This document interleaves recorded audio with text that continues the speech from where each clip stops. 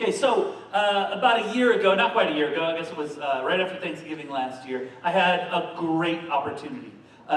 David Clark, our lead pastor, came up to me and he said he takes trips to Israel on a regular basis. Takes groups of people to Israel. So he said, "Here's the deal. I get these. I take these trips and I get free tickets to go with. Like he'll take a group of 30 or 40 people, and I can take somebody else free. You want to go?" And I was like, "Free? You're speaking my language." But I got to tell you what, I love the idea of Israel, love the idea of the trip. But I got to be honest with you, when he said it was going to be with a group of people, and I was going to be stuck in a bus with like 30 or 40 other people, like for 2 weeks, I got to be honest, there were some question marks in my brain. But it was such a great opportunity. I was like, of course I have to go. And I'll be honest with you, that wasn't even an issue. We had awesome people that went with us, and we had a great time.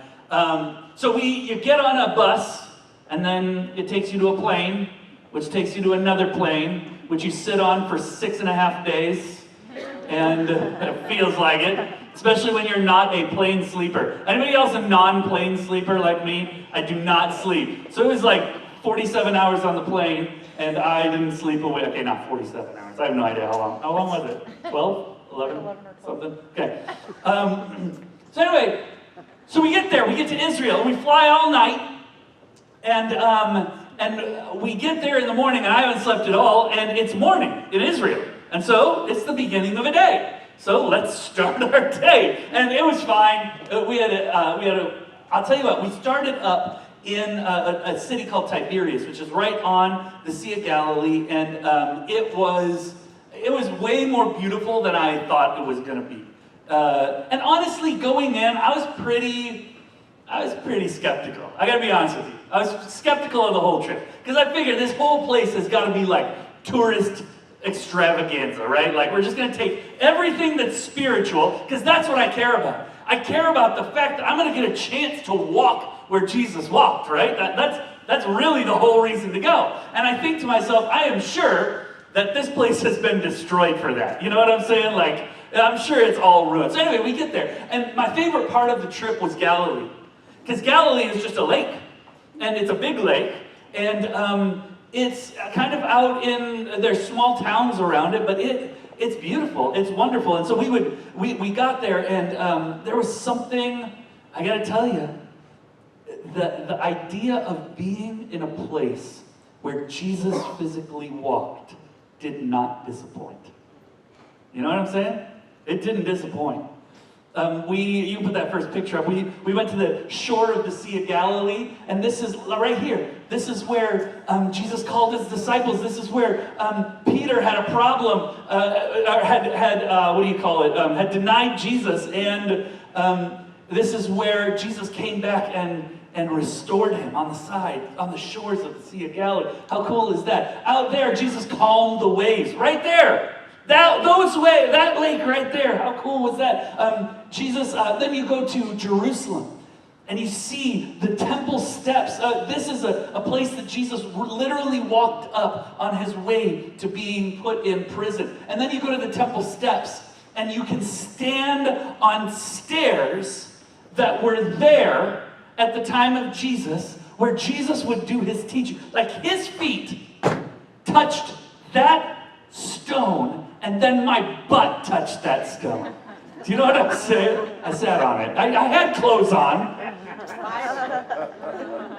But I gotta tell you, it didn't disappoint. This idea that here I was in the place where Jesus was it was better than I even thought, honestly. It was kind of surreal. And then we had moments where, here's the truth. I can tell you story after story of that trip. Like when Jen and I would always get in trouble because we never did what we were supposed to do and we walked off. Or Karen and I almost got beat up in Bethlehem. You remember that? I thought, oh man, we're in real trouble here. But here's the truth. This is not a time for Erik to show his 375 slides of his trip to Israel. Though if you'd like to do, no, I'm just kidding. No. There's a happening for me that was. I'm just bringing up my trip to Israel because on that trip there was a moment. There was a moment that I will never forget. You ever have those moments in your life where you could just like drive a stake in the ground and you say, that's when that thing happened. That spiritual thing inside of me, that is when that happened. I had one of those. And it happened, it has to do with an olive tree and an artist named Udi. After we had spent our time in Galilee, we ended up down in Jerusalem. And one day, we were going to take a walk the same way after the Lord's Supper, we just celebrated the Lord's Supper where Jesus took the bread and the cup, and then he told everybody, I'm about to be betrayed, and Judas was the one, right, who dipped his bread in, and Judas would betray him. And they left that room and they went to the Mount of Olives. And that's where we started our morning. And so the bus dropped us off on the top of the Mount of Olives, and we walked down the road, the direction that they would have walked down, and they walked toward a garden called Gethsemane. And Gethsemane was a place, I believe it is the scene of one of the most important moments in Scripture. It's also the scene for me of a life-changing, life-altering moment. And so we get down there, and honestly, on our walk down toward Gethsemane, I am again just thinking, here's another place where there are going to be 8 bajillion people, and you're just gonna try to get a view of something, but through hordes and hordes of people. Honestly, on our walk down, I thought, this is what I'm excited about. I just got to stretch my legs. I got to be walking, looking out over the Mount of Olives. This is the place. This is the mount that Jesus walked down. And so we get down there, and something happened. Our guide, who was stinking awesome, her name was Bernice, and she came out after talking to people that she knew, and she said, oh, I'm so excited. We have a chance to go into the private garden. And I thought, oh, the private garden. I like the sound of that. And so anyway, so she leads us across the little alleyway and through a gate and into just a nice, quiet, you can put that first picture up. This little garden. You see this? You see all of the people there? Yeah. It was beautiful, this little garden, and we end up with just our little group there, and it was quiet. And I found a little olive tree, and David kind of led us through a little bit of the scripture surrounding the Garden of Gethsemane, and then we all kind of went out on our own to have our own little time to ourselves, and that was my little olive tree right here. And I sat myself down right there. Didn't think too much. I was just excited because it was going to be quiet. You know what I mean? Excited because we had a time not running from one thing to the next, because we had a time to really just soak in this place that we were at. And so I sat down and I pulled out my phone and I had my Bible app and I opened it up to Matthew chapter 26 and I'm reading through the scripture of the story of the garden. And the reason I tell you all about this is because in that moment, there was something that happened that the story I was living collided with the story of Jesus in a way that hadn't happened to me for a really long time. And so, like I said, today, less of a sermon. I'm just going to take you into my heart and what God has been doing in me over the past 9 months as a result of a moment that happened back in Israel. So, let's start with the story of Jesus in the garden. Here it is, Matthew chapter 26. It says this, then Jesus, after the Lord's Supper, Jesus went with his disciples to a place called Gethsemane, right where I was. Okay. And he said to them, sit here, this is all the disciples, big group, sit here while I go over there and pray. And then he took 3 of them, his 3 best friends. He took 3 of them with him. He took Peter and the 2 sons of Zebedee, James and John. And he began, listen to this, and he began to be sorrowful and troubled. Jesus began to be sorrowful and troubled. And then he said to them, these 3, my soul is overwhelmed with sorrow, even to the point of death. And I got to tell you, I sat there under that olive tree, and I read that sentence, and I couldn't read past it. Tears were running down my eyes. My soul is overwhelmed with sorrow, even to the point of death. I couldn't go any further. Because, honestly, we, this is where it gets super personal. My wife and I have been going through some stuff. My wife, her health has been terrible. And when I went to Israel, I left a wife. If those of you guys who don't know my wife, she is stinking incredible. She's a photographer, and when I say she's a photographer, I don't think you know what that means. She's an artist. She's a worship leader like few people I've ever met in my life. 5 years ago, she and Sydney and Sean back there, and I, was it 5 years ago about? Climbed 4 14ers in one day. This is my wife, right? Healthy, she's a strong person, and slowly, over the course of those past 5 years, slowly, we didn't know what was going on, but her health deteriorated, worse and worse and worse, and to the point where she couldn't stand for more than 10 minutes at a time, 15 minutes at a time. And honestly, we had 0 answers. We have been to doctors. I can't even tell you how many doctors we've been to.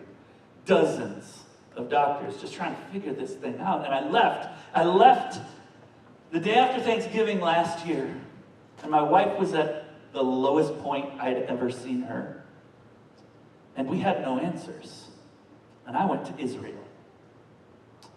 And every single thing we did, every spiritual experience I had, was viewed through the prism of the fact that I've got a wife who is suffering at home. Viewed through the prism of a life that has been altered. You know? We don't know what's going to happen. Not only do we not know the future, we don't know how to handle today. And I've got a wife who's an artist photographer who can't be a photographer anymore. I've got a wife who is a worship leader who can't lead worship. I've got a wife who loves to garden, and she can't do it anymore. Here's a little aside. I pulled weeds for her yesterday. You people who tell me that gardening gives you life, there is something wrong in your head. Can I just tell you that? There's something wrong with you. Okay, sorry. I just had to say that. And my thighs are killing me. Anyway, so here I am. I'm in Israel, and every single thing that happens is marked by this understanding. And I sat under that olive tree in the Garden of Gethsemane, and I read the words of Jesus who sat there. And he said, my soul is overwhelmed by sorrow, even to the point of death. And I said, that's me. That's me. And I wonder if you would ever say that's you. And maybe it's a divorce you never wanted, or it's a diagnosis that you don't have any idea what to do about, or it's kids who, I'm telling you, parenting's harder than anybody let you know about. Am I right?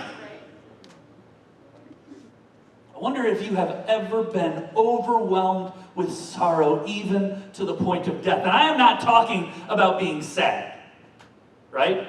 Because there's sad, and there is overwhelmed with sorrow.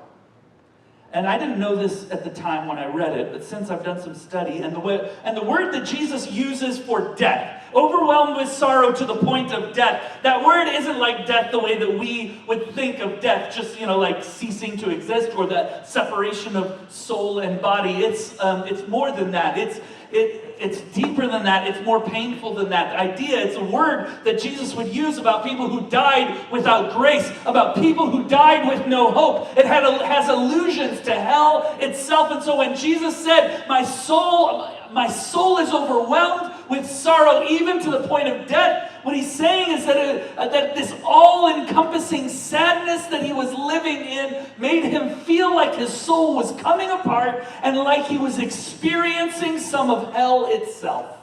That is the kind of sorrow that Jesus was living in. So he says, my soul is overwhelmed with sorrow, even to the point of death. And here's the thing, all of this happens in front of his buddies. Now, dudes, guys, friends, do you want to cry in front of your pals? Heck no. Dudes don't want to cry in front of dudes. And I wonder if Peter and James and John were like, what is going on? But here he is. Overwhelmed. This is Jesus. Jesus himself. Overwhelmed. Emotionally exhausted. And there's a reason. Now, he says to these friends, he says, stay here and keep watch with me. Stay here and keep watch with me. Now, the question is, what are they supposed to keep watch for? And it's clear through the story that Jesus knows what's coming. Jesus knows that Judas has gone to betray him. Jesus knows that he is bringing people to come and take him captive. And so he says, guys, I need you to keep watch with me so that I can go over to this other place and deal with this overwhelming sense of sadness and sorrow. Because I've only got a little bit of freedom left. So he says, I want to take the last little bit of time that I'm ever going to have by myself, and I am going to deal with this overwhelming sorrow. The Bible says, going a little further, he fell with his face to the ground, and he prayed. This is how he dealt with his overwhelming sorrow. He fell with his face to the ground and he prayed, my Father, if it is possible, may this cup be taken from me. Now that's a beautifully written thing, but not all of us understand what that means. You hear what he's saying here? He's saying, God, if there is any way that I don't have to do what I'm about to have to do. Because he knows what's coming. He knows that he's going to be taken captive. He knows that he's going to be dragged through the town. He knows that he's going to be put in prison. He knows he's going to be put up in a kangaroo court, and they're going to find him guilty. He knows that he is going to be beaten. He knows that he is going to be tortured. He knows that torture is going to turn into this walk of shame where people will spit on him as he carries his own instrument of death through the city, all the way up a hill, so that he will be killed in front of everyone, tortured in a way that the Romans had found no better way to make life awful for a human being. That's the road that he had ahead of him. And here's what he said. He is overwhelmed with sorrow, even to the point of death. Why? If you had that road ahead of you, wouldn't you be? If you knew what was coming, wouldn't you be? Here's Jesus. He didn't float around like some, like painting of a pretty guy with a blue sash. He was real. Life was hard. And he knew what was coming. And he was overwhelmed with sorrow, even to the point of death, like living in hell itself, because he knew what was coming. And so he says to God, God, Is there any other way? If there's any other way, please let me out of this. I don't want to have to do this. That's human, right? Wouldn't you pray that same prayer? Shoot, I pray that prayer about traffic. But he says, if there's any other way. If there's any other way. But, not my will. Your will. Not as I will. As you will. Not what I want. It's not about what I want. It's about what you want, God. And I believe this is the most important moment in the story of the cross. We're not even on the cross yet. This is the most important moment in the story of the cross because this is the moment that Jesus gave up his life. I don't want to have to do this, God. Not my will. Not what I want. It's about what you want.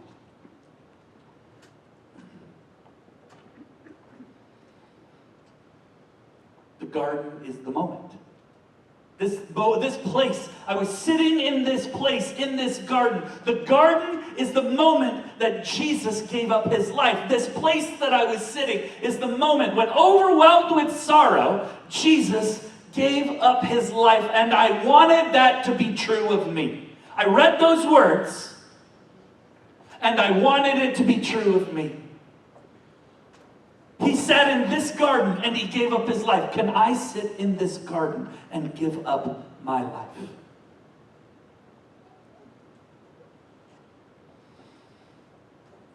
There's not a lot of times in my life that I feel like God gave me something like instantaneously, clearly, that something came. But I believe in that moment, God began to reveal to me a new understanding of what it means to give up your life. Because I don't think he was asking me to divorce my wife and leave my kids, right? Pretty sure that wasn't the message.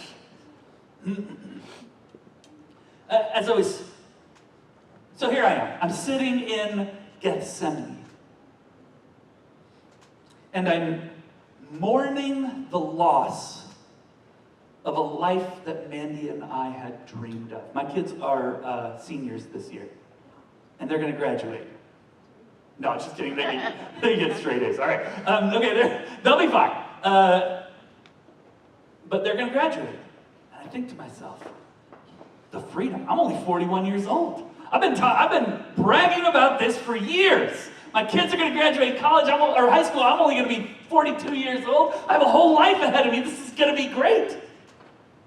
And Mandy and I have dreams about what we want that to look like. And here I sat in this garden, and I was mourning the loss of some of those dreams. I sat under that tree.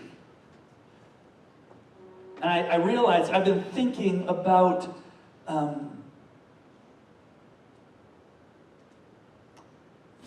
and hoping for and praying that somehow, I know it's not my job to make my wife happy, right? I know that's not supposed to be my job, right? But dudes, am I right? There's something inside of us. There is something inside of me that desperately wants my wife and my girls to be successful and happy. And I want to make that happen for them. I desperately want to make it happen for them. I'm sitting there and I'm thinking, I don't know how to make this happen for my wife. I sat there under that tree worried that I'd been the right kind of dad to my kids, that they would be everything that they're supposed to be. Don't tell me you don't worry about that. Hoping, praying that all the ways that I screwed them up aren't too bad, that they'll be able to get past some of it at least, I sat there under that tree worried that I'd know how to provide for my family on one income. How are we going to figure this out? Worried about the fact that I don't know all of the right choices to get where we're supposed to go. And I realized in that moment, it dawned on me as I was thinking about all those things, and then I listened to the scripture about how Jesus responded to his overwhelming life. I realized that I live a tight-fisted life. There are things that are very important to me. My wife, my kids, my church, money. All the things that matter to me, I hold them with a death grip. The stuff that's most important to me, I never want to let go. And I have control tendencies, just a little bit. But what I realized, that I've somehow come to believe a lie. And here's the lie that I've come to believe. The lie says this: I built my life, and I alone can hold it together. Somehow I learned to believe this lie. I built my life, and I alone can hold it together. It's a little crazy, but deep down, I think a lot of us live there. Somehow I think that when things start falling apart, when things don't go the way I plan, it's my job to hold everything together, to pull it all together. Somehow, some way, I've got to figure this thing out. I've got to make this thing work. I've got to make everybody happy. I've got to make it come, all the numbers work out in the end. I've got to make sure everybody's feeling good. That's my job. But here you have. And so that's why I control. Because I think it's my job to pull everything together. So I grab this and I grab that, and I make my kids do this because I think that's going to be what's best for them. And I tell my wife to do that because it'll make her happier. And no, you shouldn't do this, and you should do that. And I try to control the people around me so that, because I'm worried. But here's what I found. I sat there in the garden, and I realized, here's Jesus. Jesus struggled just like, all struggle is relative, right? All pain is relative. And so here Jesus is, overwhelmed with sorrow, and I feel this kinship with him, this kindred spirit with him. But instead of his response being to try to control everything, he did the opposite. He gave it up. He let go. That's when I realized what God was speaking to me in that moment. You need to begin a process where you learn to let go of your life, to give it up. And I honestly, I didn't really know much about what that meant at that moment, and I'm still figuring it out. But here's what I did understand in that moment. What I understood was that somehow I need to learn to hold more loosely to the things that are most important to me. I'm going to say that again. I need to learn to hold more loosely to the things that are most important to me. Our tendency is, if it's important, you grab tight, you never let go.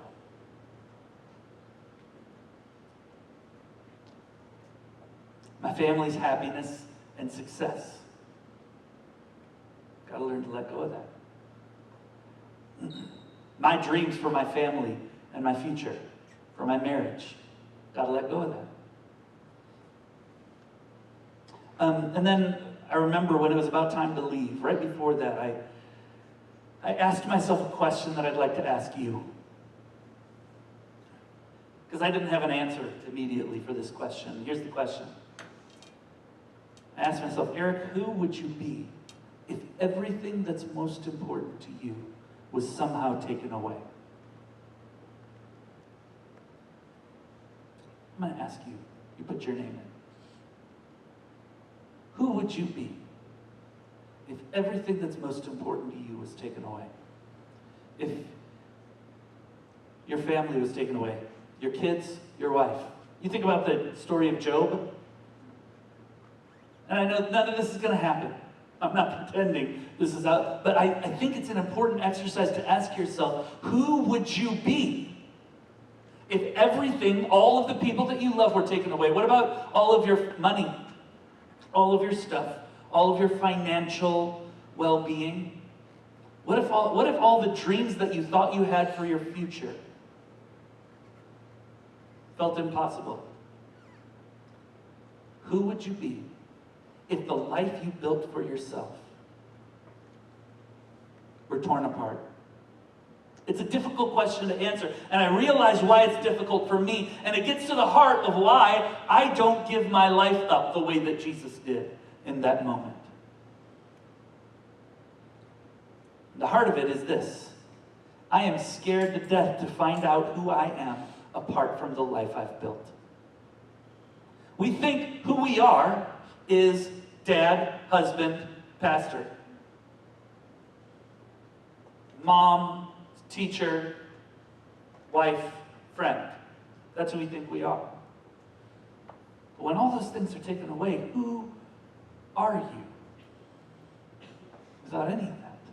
I think it's a question that's worth asking over and over and over again. Who would I be without the life I've built? So I walked out of that garden with those questions rattling around in my brain. Spent the rest of the day kind of in a fog. And then the next day, we were back in Jerusalem, and we went to a sort of a high-end shopping area. It was just kind of on our way through something, and it's called the Cardo. And the Cardo is just a place that kind of feels underground, but we stopped at a spot where a bunch of people wanted to go to the bathroom, and I was just kind of, honestly, shopping. I can pass on that. So I was kind of looking around and just thinking, and I walked into sort of like a little art shop, a little place where it had a bunch of prints, lots of prints in the store. And so I walked in, and I was just kind of killing time looking around, and there was a guy in the back that was painting something, and so it was kind of cool. So I walked in, and I thought to myself, it would be really cool, because I still had all this stuff going on in my brain surrounding what it means to give up my life the way Jesus did. And I thought, what would be cool is if I could find a print that reminded me of that garden, right? Like a print that I could buy. So I started looking through, and I came across a little pencil sketch of an olive tree. You want to go ahead and put that up there?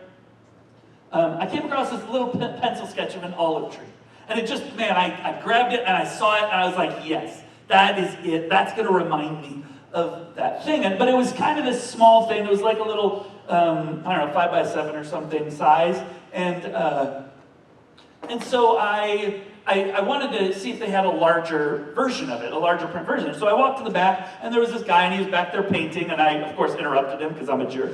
And I said, hey, do you have a sort of a larger version of this? Because I wanted to frame it, and I wanted to put it on my office wall, let it remind me of this. And so I said, do you have a larger version of this? And he kind of looked up, and he gets up, and he walks over to me. And he ignored my question completely. And he said, of all of the prints in this store, why did you choose this one? And he was clearly Jewish. You get the thing on his head, And so I didn't want to be like, turn on preacher man mode or anything. So I just said, so yesterday I was in Gethsemane. And I had a profound spiritual moment. And I wanted something that would remind me of it, and this does. And he got this look on his face, and he walked over, and he grabbed a stool, and he brought it over, and he set it down, and it was like story time. He was like, tell me all about it. Okay. And so I said, all right. Well, and so I started to talk to this strange guy, whose name was Udi, and he... So he's rapt attention, and I said, and so he's asking questions, and I tell him a little bit, and I say, I've been struggling, but I get to the point, and the point was, after this whole thing, and he is just engaged, and I say to him, I don't know what it means, but here's what I know. What I'm supposed to learn is what it means to give up my life. And he's got a tear in his eye, and he says, I know what that means. And he began to tell me a story that later on that night, because I didn't want to forget it, I went in my hotel room and I went and I wrote it all down, but at least what I could remember. And so I just want to read for you what I wrote about what he said to me that day, because it made a profound impact on my life. So this is Udi. Right after I told him I believed that God wanted me to learn what it means to give up my life. Here's what he said. He says, my whole life... Oh wait, before I tell you this, I have to tell you something real quick. This week, I was doing a bunch of research because I have a terrible memory, and I didn't want to lie to all of you. Actually, I called Jen at one point to find out the actual sequence of events. But anyway, I did some research on this little shop, and I found it in the Cardo in Jerusalem. I look up the website. This guy, Udi, he's not just some artist dude. He is the curator of the art collection of the Prime Minister of Israel.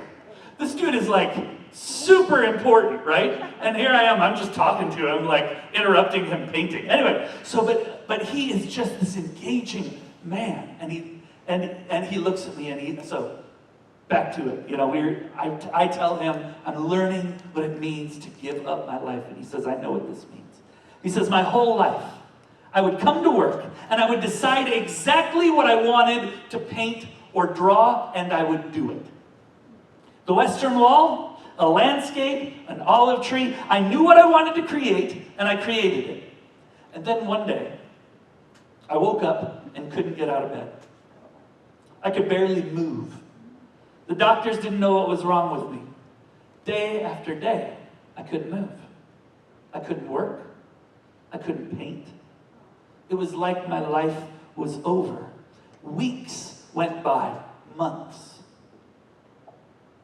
And then I got a growth in my stomach, which is still here. And then he had been kind of talking with his arms crossed, and he uncrossed his arms. There was a large growth right in the front of his stomach. He said, finally the doctors figured out what was wrong. And they gave me medicine, and I was able to get out of bed, and I was able to come back to work, and I was finally able to paint again. But everything had changed for me. I was so out of practice that I stood in front of the canvas and I had no idea what I wanted to paint. So for the first time, I began to paint without first knowing what the end product would be. I just put my brush on the page and began to paint. And I believe that God led me to paint this. And he walked over and he picked up another little print, and he showed it to me. And it was a beautiful print of a lamb being held in the hands of the Father. And he said this, he said, it was like nothing I had ever experienced. Beginning to create without knowing what the end product would look like. Giving up control of how it would come out was scary, but it was liberating. And then he said, I tell you this story because that's what it means to let go of your life. We think we can know the end result. We think we can direct the future, but it's all a lie. And then he said, he kind of his face fell a little bit, and he said, in 2 weeks, the doctors will perform a surgery to remove this from my stomach. I have no control over the outcome of that. It could go well, as I hope it will, but also I could die. I'm not in control. I live my life like I now create my art. I let go of the end result and just put the brush to the canvas and let God take me where he wants. Is that beautiful?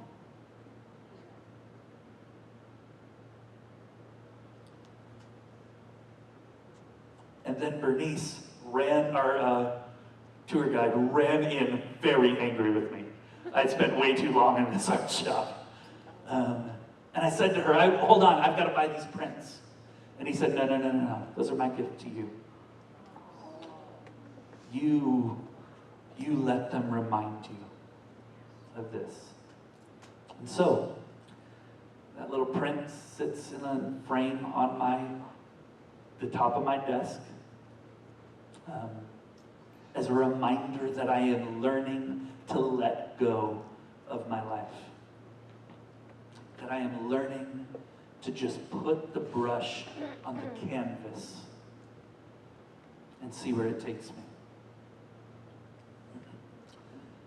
So I say I am learning. I don't have anything figured out yet, but there are a few things that I am learning. And let me just share a couple of things. Number one, there is a peace that comes from the knowledge that I will still be me with or without the life I've built. That worst case scenario comes and everything is taken. Will God still be enough for me? I feel like I've asked myself the question enough, and I have a sense that the answer is yes. I will still be me, with or without the life I've built. Number two, this one seems obvious, but for a control freak, it's not always. The less I try to control my life, the better. And man, I want every little bit of control that I can muster. I worry about things and it makes me want to grab hard, but I have got to let go of control. Number three, and this one's been interesting. It was surprising to me. Remembering to let go isn't easy, but actually letting go surprisingly is. Let me explain what I mean by that. It is hard to keep it on the top of my brain that I'm supposed to be letting go of my life. But when there are moments that I find myself holding tight to the stuff I shouldn't be holding so tight to, and I realize it, and I look at that picture on my desk, and I remember that I'm supposed to be learning what it means to give up my life, to let go. The actually letting go part is liberating. It's easy. It's reminding myself, I don't need to hold so tightly. It brings a peace. The actually letting go, not so hard. Number four, dreaming is fun, but it's fragile. So I got to hold loosely to the dreams that I've got. I'm a dreamer. That's part of me. I love it. Love to think about the future. Love to make plans. Love to think. I love I've said this before, I love the planning for a vacation as much as I like the vacation. Because I like the looking forward to it. Dreaming is fun, but it's fragile. So the question, what does it all look like for us now? This is sort of the end of the testimony. This is where we are, right? Well, I gotta be honest with you. With my wife, things are still hard. We have, thank God, we now have a name for what's going on. We went 4 years, without an answer. But now we know, Ehlers-Danlos syndrome, and it has a name, which is helpful, but the problem is that name doesn't come with a cure. Or even really treatment. And so we're grateful to know what to call it, but now and so a lot of the question marks are set aside, but now we're learning what it means to let go of some of our dreams. But listen, lots of people have been through that, right? Things happen. We're not always in control. So we're learning how are we doing? We're learning to let go of some of our dreams or change them. Find new dreams. We're learning what it means to put the brush on the canvas. Not worry about the end product. We don't know what life's going to look like in 10 years, 5 years, next year. But we just take life as it comes. Take life as God brings it, not as we wish it would be. That's what we're trying to do. I'm not pretending we got that figured out. That's what we're trying to do. But the question really comes down to this, and this is the last question, and I ask it of myself, I ask it of you. The question is, do I believe, when it comes down to letting go, do I believe that if I give up my life, if I give up control of my life, do I believe that I can trust God with it? And we're in church, so the right answer is of course, right? But the reality is, if I'm being as honest as I can with you, probably for most of my life, the answer is no. Because if I did, I'd have already given up control. So the question is, maybe is God asking you to begin the same process he asked me to 9 months ago? I guess that's the only thing left. The question is, are you ready to sit in the garden like I did? To let God say it's time to give up control? Are you ready to be willing to try life, just putting the brush on the canvas, seeing where it takes you? Let's pray together.